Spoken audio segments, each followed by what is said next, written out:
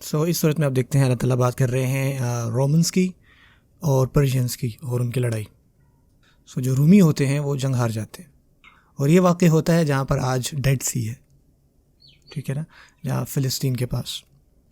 آپ کو کیا ملتا ہے کہ جو رومی ہیں وہ جنگ ہار جاتے ہیں اور پرشینس جیت جاتے ہیں اس کوسٹ کے قریب، ٹھیک ہے، ڈیڈ سی کے پاس. قرآن میں کیا آتا ہے کہ جو روم ہے وہ ڈومینیٹ ہوا، اور کہاں ہوا؟ سب سے نچلی دنیا کے مقام پر. لٹرلی آپ کو ترجمہ ملے گا جو دنیا کا سب سے نچلا مقام ہے، ادنا الارض. اور یہ بڑی عجیب اسٹیٹمنٹ ہے.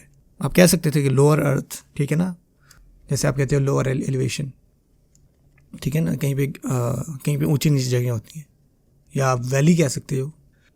اور حیران کن طور پر جو جیولوجی ہے، جن لوگوں نے اس پہ سرچ کی پھر بعد میں، تو ان کو یہ پتہ چلا کہ دنیا میں سب سے جو نچلا مقام ہے نا ارتھ کا، زمین کا، وہ ڈیڈ سی کے پاس ہے، بحر مردار.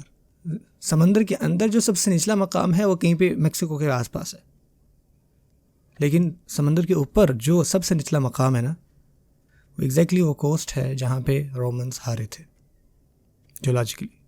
اور قرآن مجید میں آتا ہے کہ روم مغلوب ہوئے، اور کہاں ہوئے؟ ادنی الارض پر. اور جب آپ کو یہ پتہ لگتا ہے، آپ سوچتے ہو کہ یار یہ جو کتاب ہے نا یہ واقعی الگ ہے. اس میں ایسی باتیں ہیں جو آج تک لوگ جو ہیں وہ فائنڈ کر رہے ہیں. اس زمانے میں کسی نے اس بارے میں سوچا بھی نہیں کہ یار اس کا کیا مطلب ہو سکتا ہے، اور اب ہمیں پتہ لگ رہا ہے جا کے.